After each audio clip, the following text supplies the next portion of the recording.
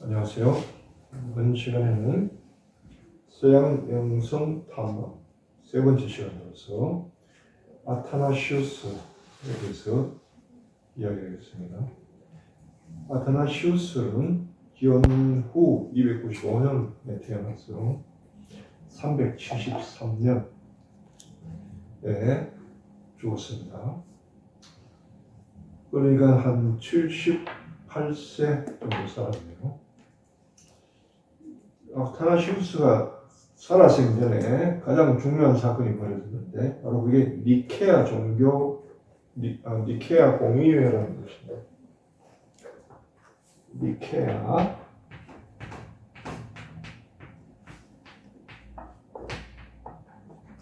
이게 325년 있습니다. 그리스도교에서는 어떤 교회 내에 어떤 문제든 특히 교리상의 문제들이 발생할 때는 그걸 조정하기 위해서 이제 시대적 요구, 시대적 흐름, 혹은 시대적 요구, 요청, 시대적 질문 이런 걸 두고 서로 의견을 제시하면서 바른 길을 찾아가는 그런 회의가 바로 니케아 공의회인데 최근에 가장 가까이 벌어진 공회는 2차 바티칸 공회였죠. 그래서 공회 때는 이제 각 주교들, 대주교들 다 모여가지고 함께 이제 몇 날 며칠 동안에 그 문제를 다룹니다. 그래서 어떤 결론을 내죠. 이때 이제 문제가 어떤 게 있습니까 하면 배경을 보면은 처음에는 바오로를 대표한 유대교 그리스도인들이 이교도인 그리스 쪽으로 선교를 했단 말이에요. 전교를 했는데 이때 부닥친 문제가 그리스적 멘탈리티, 정신세계와 유대의 정신세계가 서로 다르고 서로 교류할 수 있는 어떤 언어적 한계에 봉착했습니다. 왜냐하면 그리스 철학적으로 예수 그리스도를 어떻게 정의하며 어떻게 전할 것이냐 라고 했을 때 예수님은 하느님의 아들이요 하느님께서 아들을 보내가지고 그 아들이 죽고 부활하셔서 우리를 구원했다 라는 이 그리스도의 역사가 그리스 철학 안에 어떻게 자리 잡느냐는 문제가 크게 되고 굉장히 그게 어려웠습니다. 그래서 이해시키기가 어렵고요. 그래서 우리가 이야기하는 부활 신앙을 이해시키기도 어렵고 그러던 차에 유대교 그리스 철학자인 필론이라는 사람이 나타나면서 그 사람이 유대적인 컬처와 그리스적인 컬처 사이에 서로 다리를 놓는 어떤 개념적 정리를 해놨단 말이에요. 어느 체계를 만들었다. 그런데 이 사람은 그리스도는 몰라요. 그러니까 유대교와 그리스도교 안에 서로 교류이지 여기에서 예수 그리스도가 누군가 하는 질문은 빠져있는 상태였다고. 그래서 서로 교류하다 보니까 서로 유사점도 있고 서로 차이점도 있었다는 그것이. 그런데 문제는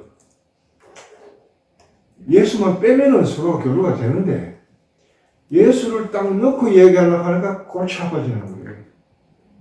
예수님은 당신이 태어나서부터 시작해서 반대받는 표적이라고 마리아에게 이제 그 얘기했죠. 시메온이 당신은 어디 가든 반대를 받으시면 반대받는 표적이 될 것이며 그래 해가지고 당신의 마음은 갈기갈기 찢어질 것이다. 예수를 넣고 설명하려고 하니까 이게 참 어렵고 안 맞는 게 많아가지고 서로 그리스도인끼리도 서로 이견이 노출되고 서로가 이게 충돌할 지경까지 이르렀어요. 그래서 이걸 보다 보니까 이게 교회가 분열되면은 당신은 교회가 로마에 이제 국교가 됐단 말이에요. 나라에 인정돼가지고 로마가 그리스도교의 사상을 통해가지고 제국을 통치하려고 하는데 제국을 통치할 수 있는 그 정신세계 안에서 서로 알력이 생기고 갈등이 일어나고 서로 맞지 않는 것이 있으니까 이걸 조정을 해야 될 필요성이 있어요. 그래서 이제 당시 이제 콘스탄티노플 대제, 콘스탄티노플 대제가 313년에 그리스도를 공인했잖아요. 그래서 그 이후에 이제 그리스도교에 대해서는 더 이상 박해가 없는 평화의 시대가 시작되는데, 그래서 이 콘스탄티노플 황제가 이제 모든 이제 주교들을 모아놓고 이 문제를 이제 그 안건으로 올린 거예요. 그게 당시의 문제를 이제 그리스적인 것과 그리스도교적인 것, 유대교적인 것 서로 만났을 때 발생하는 문제, 그게 뭐냐 하면 예수 그리스도가 하는 건데, 하나는 첫째는 이런 거였습니다. 말씀, 로고스는 성부와 동일 실체냐 아니냐.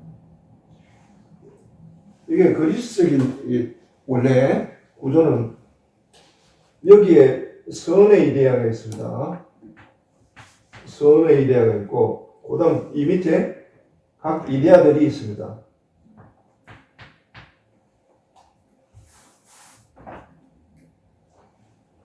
이데아들이 이렇게 있습니다. 요게 이제 이데아의 세계라고 봐요.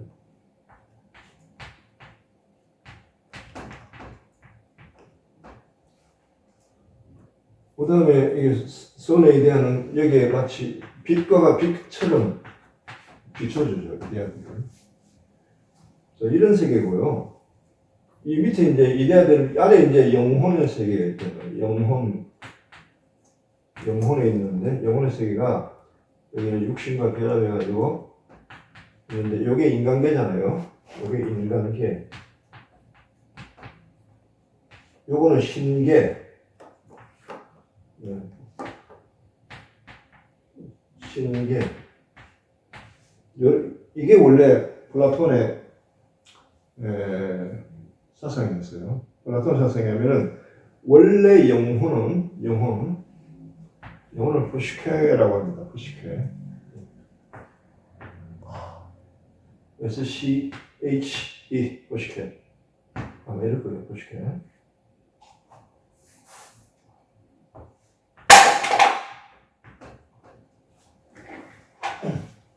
포시케. 이데아들 세계에 있던 영혼이 타락을 한 거예요.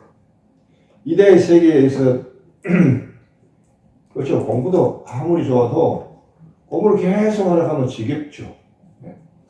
그래서 그냥 그 세계, 이쪽 세계의 진리를 관조하는 세계에 있던 이데아가 그래서 영혼이 타락을 해가지고 내려온 거예요. 내려와서 육신과 결합을 함으로써 이제 이 세계에 머물게 되게 된 거죠. 그러면서 영혼이 본래 여기서 가졌던 능력을 상실했거든요. 그게 뭐냐 하면 누스라는 건데, 보시게 여기는 누스, N-O-U-S, 지성이라는 지성, intelligence. 이걸 상실해 버려가지고, 그래서 영혼은 항상 자기의 과거의 본향을, 이게 본향이라는 본향을 그리워합니다. 그래서 여기서 돌아가고자 하는 어떤 욕구가 생긴다고. 이 위로 돌아가고자 하는 욕구가. 상승해서 이 위의 세계로 올라가고자 하는 욕구가 생기는데, 이 욕구에 편성해가지고 교육을 시킨다는 거예요. 교육을. 이 교육이 뭐냐 하면 관상이야.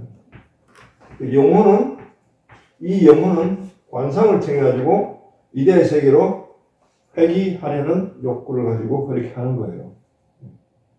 그래서 이 관상을 교육시키는 관상을 이제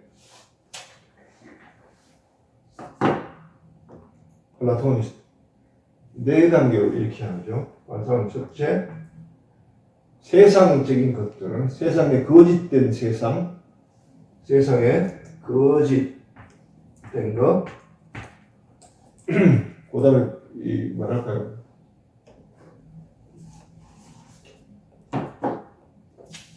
헛된 것,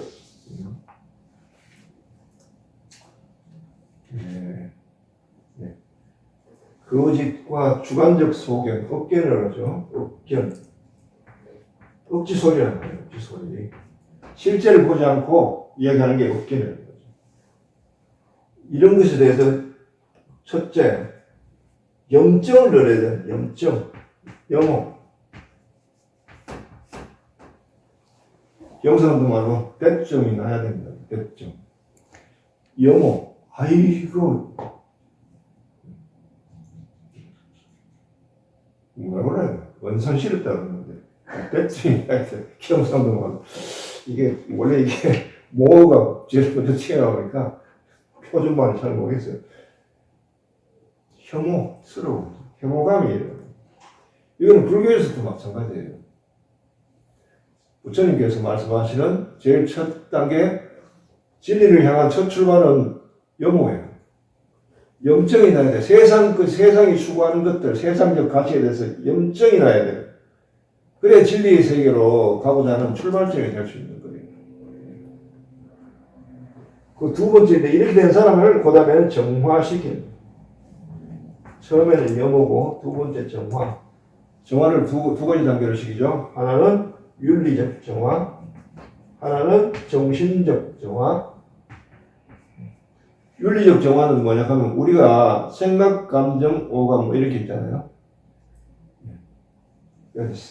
윤리적 정화는 주로 감정에 속하는 건데 이 주로 감정 플러스 생각인데 주로 이제 욕심, 분노, 여기 탐욕, 요게 윤리적 정화 속하고 정신은 뭐냐 하면 정화는 뭐냐고 어리석음, 억견, 어리석음이 돼요. 보지도 않고 말하는 거 있잖아요. 서울 안 가본 사람보다 안 가본 사람이 더 잘한다는 식으로 말을 굉장히 그럴듯하게 얘기하는데 실제하고는 다른 그런 소견들, 그런 것들이 세상에 지배하잖아요. 사실이 다른데 사실과 다른 소리를 하거나 사실 자체를 왜곡해가지고 퍼뜨리는 것들, 이런 것들이 전부 다 이 거짓과 억견이거든요. 이 세계에 대한 염오를 느끼고 그 다음에 이걸 정화하고 세 번째는 조명. 조명에서는 뭐랄까 진선, 아름답고 참된 어떤 대상을 목도하고 거기에 의식을 고정하고 계속 있으면은 사람이 정신적으로 성화한다. 이렇게 이야기하고 있습니다. 이게 조명인데요.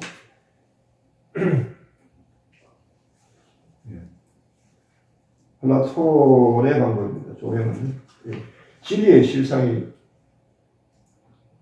비추는 대상 위에 시선을 고정하고 있으면 영혼은 이해력과 지식을 가지게 되며 분명 지성을 소유합니다. 진리의 실상을 비추는 대상 위에 시선을 고정하라. 여러분이 이 명상 강의를 왜 하십니까? 왜 듣습니까? 내가 왜 하고 있고요? 진리의 실상을 비추는 이런 강의에다가 시선을 고정하고 계속 두고 있으면은 자기도 모르게 영혼의 이해력이 더해지고 커지고 뭔가 얻는 게 있다는 것이죠. 이걸 하는 거예요. 조명. 이게 조명 단계고. 네 번째가 일치의 단계. 일치 단계라고 하는 것은 선의 이데아와 하나가 되는 것인데 이 단계는 인간의 능력을 벗어나 있어요. 이게 최종 단계인데 인간 영혼의 수용 능력 밖에 있는 것으로 영혼에 부여되는 것, 영혼이 받아들이는 그 어떤 것인데 이것을 황홀, 열광이라고 표현할 수 있다. 그리고 이것은 느닷없이 주비없이다십니다. 이렇게 돌아가는 방법에 대해서 이렇게 교육했어요. 자, 여기서 이제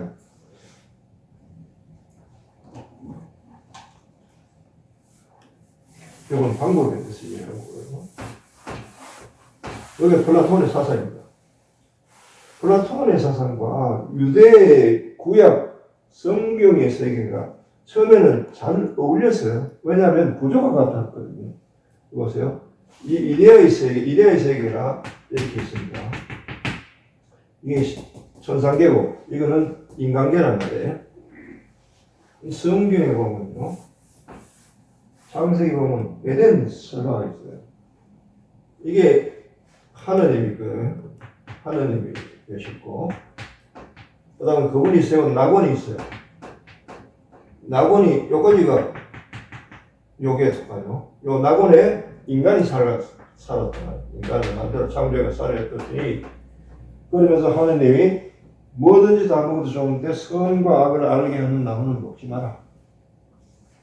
그 열매를 먹지 마라. 그거 먹는 날 너는 죽는다. 라고 했는데, 그거를 무시하고, 그걸 결국 따먹게 되죠. 따먹게 되면서 인간이 타락하게 됩니다. 같이 타락이, 여기도 타락이고요. 여기도 타락입니다. 타락하면서 자신의 나의식이 생기죠. 나를 의식하면서 동시에 몸이 의식이 돼요. 이 몸이 의식이 돼요. 이 결과가 뭐냐 하면 나는 이 몸이다 라는 인식이 생기는 거예요. 인간한테. 나 할 때 이 몸 하는 인식이 생기는 게 이때부터다. 보세요. 구조가 두 개가 같죠? 여기서 타락해가지고 영혼이 육신과 결합하거나 여기서 타락해가지고 인간이 자기 몸을 의식하는 거야. 같잖아요. 그러게서 여기 있던 누리던 영광을 의로움, 뜻함을 잃어버렸다. 여기서 누리던 누스라는 자기 능력을 상실했다. 그래서 인간 안에는 돌아가고자 회개하고자 하는 욕구가 있다. 인간에게는 요거를 신라고 해야 돼. 낙원을 잃어버린 거. 이거 더 올라가는 건 뭐라고요? 회복한다는 복락원. 복락원을 그러죠. 단테, 신곡 그 부분 있잖아요. 신락원, 복락원. 이런 욕구가 있고, 결국 교육은 다 이것에 관한 것이다. 플라톤에서는 철학은 뭐냐 하면은, 인간을 관상을 통해 가지고 이 이데의 세계로 돌려놓는 것이 철학이다. 그 외의 철학이 아무것도 아니라. 구조가 같기 때문에 서로가 잘 교제하는데 아무 이상이 없었잖아요. 문제는, 자, 그래서 구약만 가지고는 그리스인들이 받아들이기가 어려움이 없었고, 유대인들이 그리스 사상을 받아들이는데 이상이 없었어요. 문제는 뭐냐 하면 예수 그리스도가 끼니까 문제가 발생해요. 이 구조를 받아들여서 이 구조를 통해 가지고 이제 사람들은 관상이라는 단어를 받아서 여기서 영혼이 교육하는데 영혼이라는 개념 받아들였고요. 두 번째는 영혼이 관상을 통해서 간다. 방법이 관상의 길 받아들이고, 그 다음에는 올라가는 거다. 상승. 관상의 길은 상승의 길. 네. 이런 걸 이제 받아들였거든요. 네.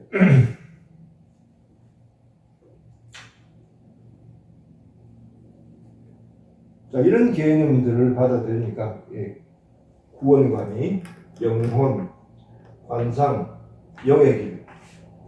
관상을 통해서, 그 다음에 영혼이 관상을 통해서 자기 잃었던 걸 회복한다는 거죠. 이런 걸 받아들이고 했는데, 문제는 자꾸 오작하면 그리스도인들은 세례를 통해서 성령을 받잖아요. 자기는 성령의 자연과 이건 뭔가 자꾸 부딪히는 게. 둘 어떻게 부딪혀나가요? 그리스도의 길은 상승의 길이 아니라 반대예요. 하강의 길이에요. 하강. 이걸 뭐라 하냐면 강생이랍니다. 강생. 강생.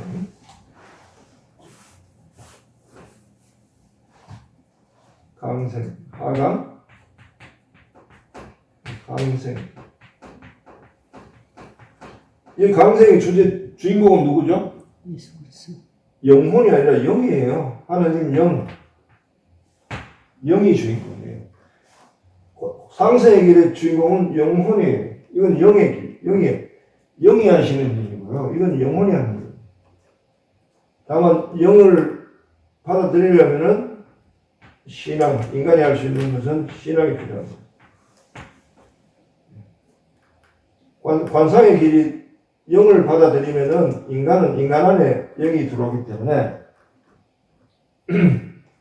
영으로 거듭나는 일이에요. 거듭난다는 말은 영혼으로는 죽고 죽음, 영으로 다시 탄생. 이 두 개가 다른 거예요. 이게 아무리 받아들이려고 해도 이게 다 뭐 때문에 생긴 거예요. 이게 그리스도로 인해 발생한 거거든요. 그래서 예수 그리스도를 느낀다야 되는데 그리스도인이며 그리스도인들이 자기의 멘탈리티 안에 예수를 어떻게 넣나 하는 이 사이에다 넣었단 말이에요. 이 사이에다. 여기 하나, 방 하나 만들어가지고 여기다가 로고스라고 하느님의 말씀 넣었다. 여기다.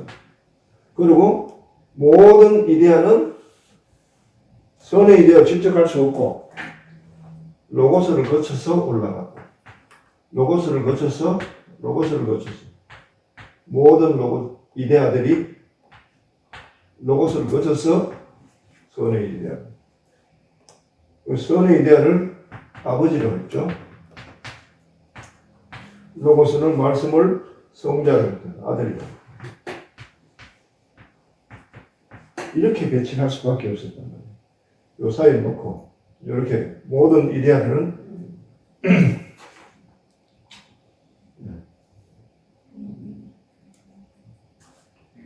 하면서 여기서 이데아들을 어떻게 영적 존재라고 했죠?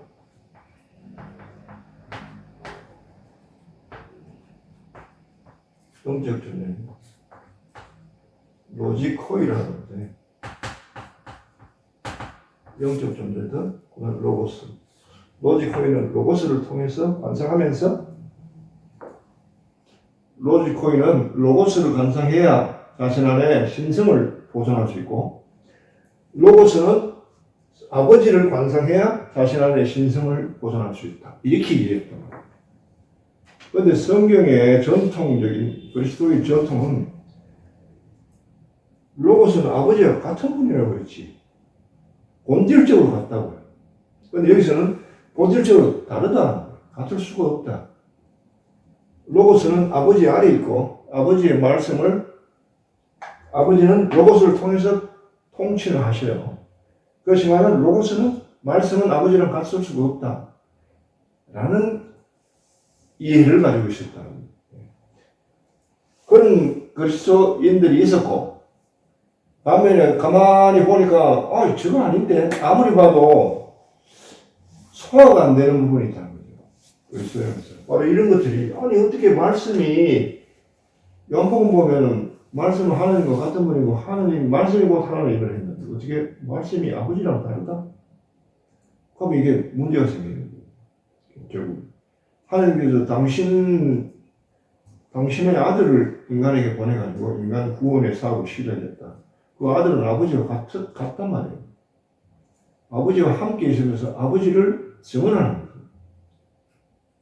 그렇게 하면서 모든 인간에게 아버지를 알려주기 위해서 오신 분인데 말씀은 아버지랑 같아야 돼요. 같이 하려면 아버지에 대해서 다 알릴 수가 없잖아. 그러니까 여기 이제 문제가 생겨가지고 바로 이런 문제가 발생돼요. 말씀은 아버지와 동일 실체인가? 나는 이제 자 이렇게 해서 이제 예수 그리스도를 어디에 넣을 것이냐 하면서 예수 그리스도를 받아들이려고 하는데 이거나 유대교 쪽이나 그리스도 쪽이나 멘탈리티는 서로 통하는 거예요. 근데 예수가 끼면은 서로가 불편한 거예요. 그래서 바울은 그런 이야기했죠. 유대인들에게는 예수의 비위가 상한다. 그리스도인들에게는 예수가 어리석다고. 또 양쪽이 둘 다가 뭐, 예수만 좀 치워버렸으면 편할 텐데. 그러나 그리스도인들에게는 예수야말로 구원의 핵심인데 그분을 이해시키지 못하고 결국 이것도 결국은 예수를 이야기하기 위해서 이걸 하는 거지. 예수 빼고 이렇게 하면 진짜 안고 없는 찐빵이지 그게. 어디 쓰냐고. 이런 문제 때문에 이제 서로 분란이 있었는데 그 대표적인 것이 이제 정통적인 쪽에서의 대표주자는 아타나시우스. 그 다음에 말씀은 아버지 아래며 동일 실체가 아니다 라고 주장하는 대표적인 신자는 그리스도인은 아리우스. 그래가지고 아리우스와 아타나시우스의 논쟁이라는 게 이제 벌어지는 겁니다.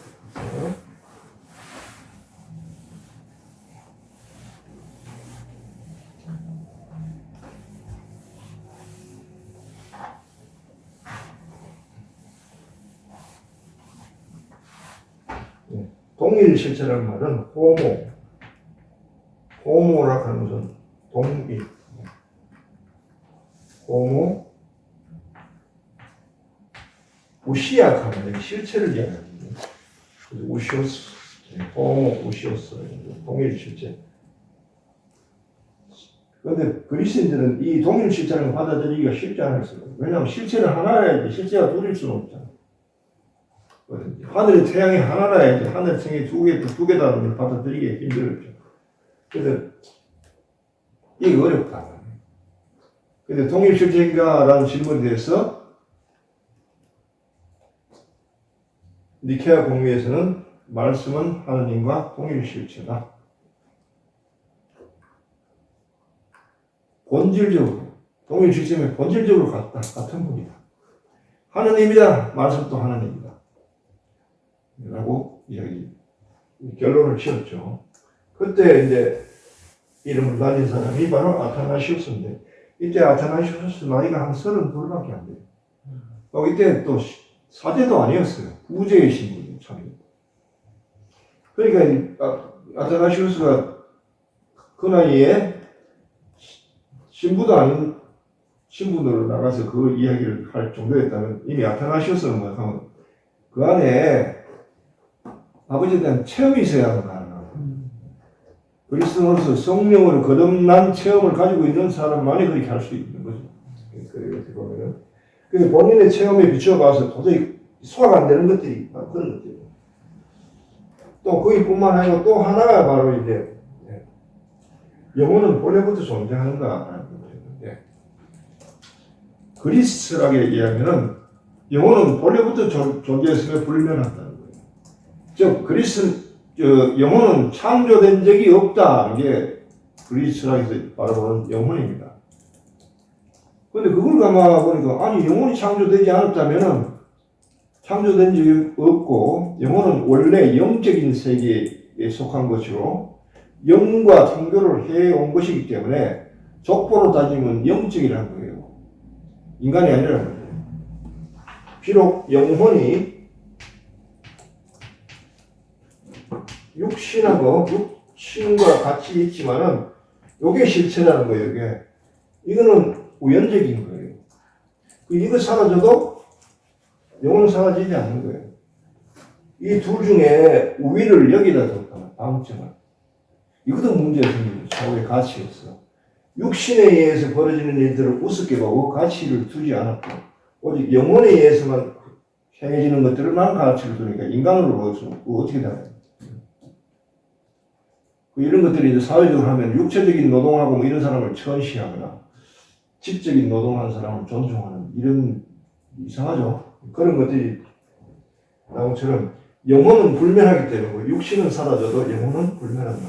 그래서 그러면서 영적인 것이기 때문에 영혼은 창조된 적이 없다. 라는 것이었는데 이걸 못 받아들였죠. 왜?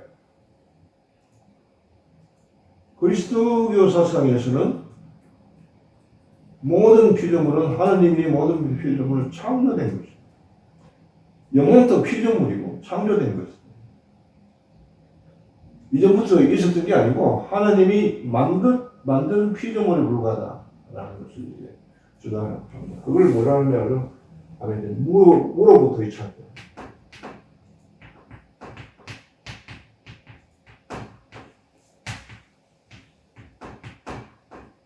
창조.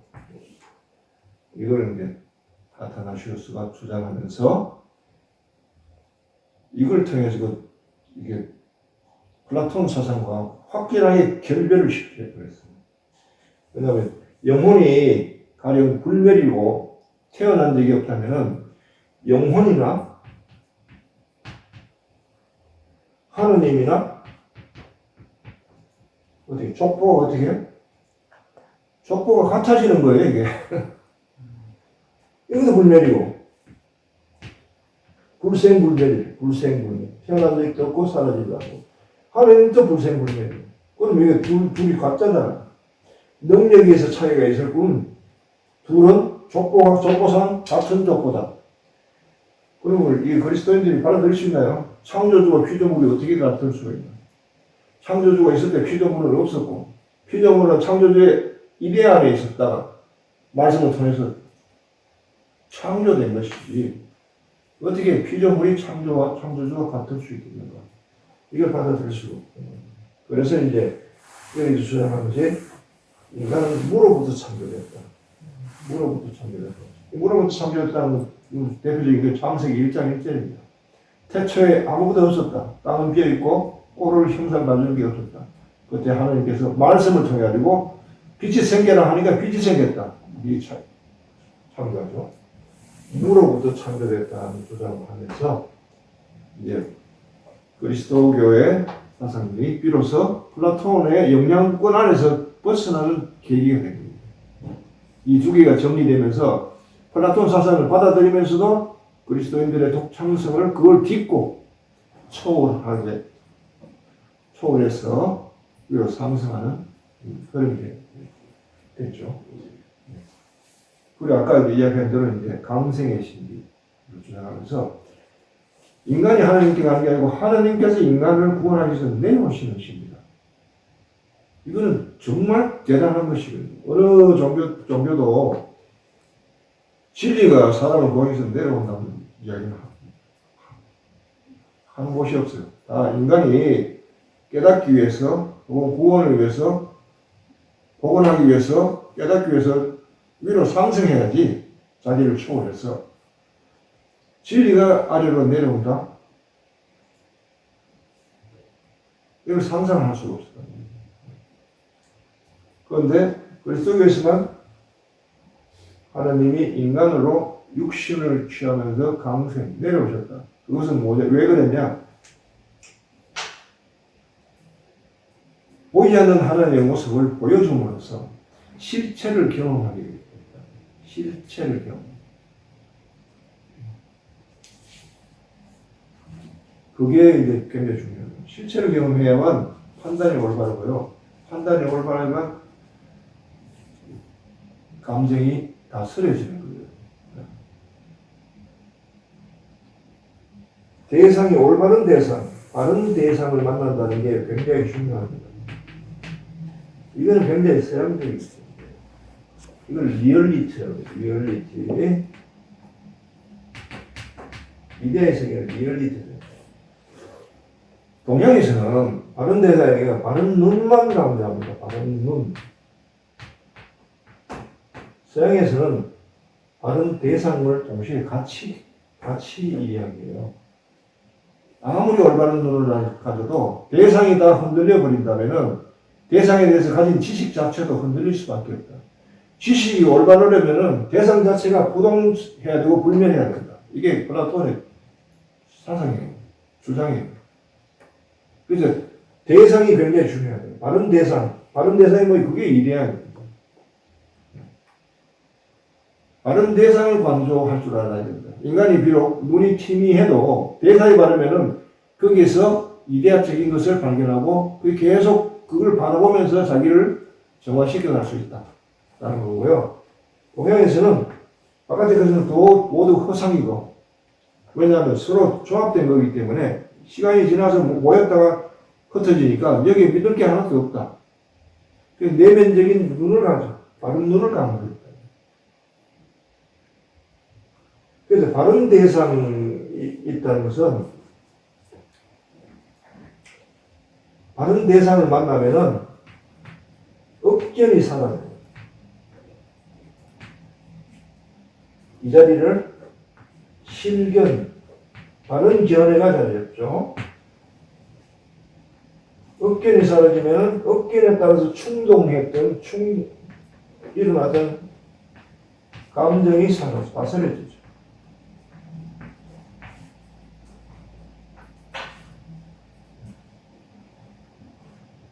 아니 여러분 이제 그 층간소음 같은 거 보세요. 아랫집에 있는데 윗집에서 막 쿵쾅쿵쾅 거려요. 굉장히 신경 쓰여요. 짜증나고. 아니 저 위 사람들 도대체 아랫집 사람들을 생각하는 거냐? 저거만 좋으면 다 되냐? 하고 막 짜증나죠. 화가 나요. 그러면서 은근히 야, 이웃 잘못 만났네. 이거 언제까지 계속 저 참아야 될까? 라고 생각하면 부하가 올라오고 말고 이건 뭐가 빨리 뭐 조치를 취해야겠다 하면서 감정이 전폭되잖아요. 그러면서 여기서 견해가 야, 저 사람 뭐 이상한 사람인가? 혹시 또 정신 좀 이상한 사람인가? 아니면 또 괜히 시비 걸었다 저 사람 또 그냥 또 윗집 아랫집 그 골치 아픈 그 관계를 가져야 되나? 견해가 나오잖아요. 왜 이 두 개의 견해는 뭐예요? 실제를 못 봤기 때문입니다. 그래서 가야 되나? 확인하러 가야 되냐? 그때 용기가 있어야 될 거 아닙니까? 아니, 괜히 갔다가 그냥 이 사람하고 그냥 관계만 이상해지고 싸움 나면 어떡하지? 그걸 무릅쓰고 올라가서 정중하게 배를 누르고 아랫집에 왔는데 위에 소음이 들어서 우리가 좀 방해해야 되는데 무슨 일이 있습니까? 이사 오신 것 같은데 정중하게 이야기를 저저저 이야기하면은 위에 사람이 바른 사고가 있는 사람이면 아이고 그렇습니까? 실은 이러저러 해가지고 이런데 이게 일시적입니다. 조금만 오늘 하루만 좀 참아주십시오. 라고 하고 돌아왔단 말이에요. 그 다음에는 돌아와서도 위에서 쿵쾅쿵쾅 해요. 그런데 이미 알았잖아요. 실견. 위에 그게 뭐라는 걸 알기 때문에 감정이 일어나야 아니면 안 일어난다. 마음이 평화로워요. 위에는 시끄러워도 쿵쾅해도 마음은 그거에 의해서 동요하지 않는다. 여기에서 가장 중요한 거예요. 바른 대상, 바른 견해, 바른 대상을 만나는 게 중요하죠. 이게 사실 확인. 사실 확인에 따라서 이게 바른 판단. 바른 판단에 의해서 감정이 다스려져요. 이게 평화. 그죠? 자, 사실 확인을 하려면 바른 대상이 있어요. 그런데 이거 보세요. 차후에 이거에 대해서 한번 다루겠지만요. 그럼 하느님, 신의 존재에 대해서 만날 수 있나요?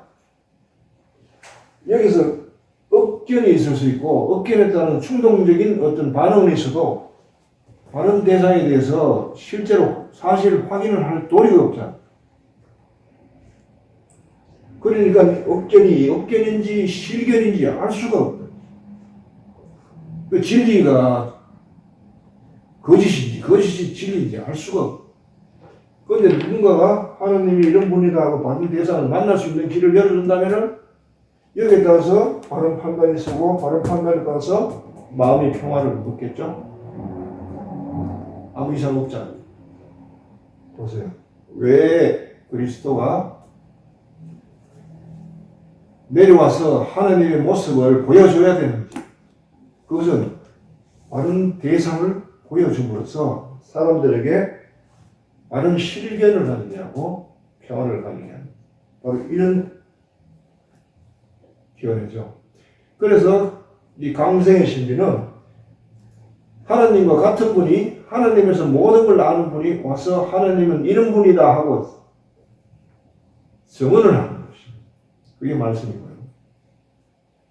그렇게 함으로써 인간으로 하여금 거짓과 억견에서부터 해방시키고 그래서 마음의 평화를 갖다주는 진리란 말이에요. 그래서 아타나시우스는 이런 이야기 했어요. 그리스도인들이 추구하는 그 결과를 그리스도인들이 이미 얻었다. 자기 노력으로 얻는 게 아니고 그리스도께서 강생함으로써 이거를 이치를 이미 얻었다는 거예요. 그 당신의 것은 우리의 출발이다. 그 여러분들은 관상을 통해서 하나님께 가고자 하지만 우리는 하나님께서 갈 필요가 없다.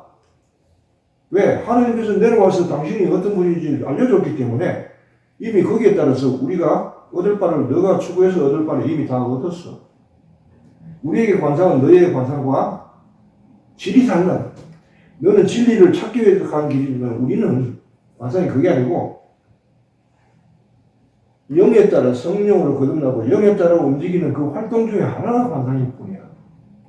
라고 이야기하면서 그리스도교를 그리스도 문화로부터 철학으로부터 분리시키면서 독창경적으로 만든 게 바로 아타나시우스라는 대표 그 많은 사람이 있는데 그 대표적인 사람이 이제 역할을 한 사람이 아타나시우스다.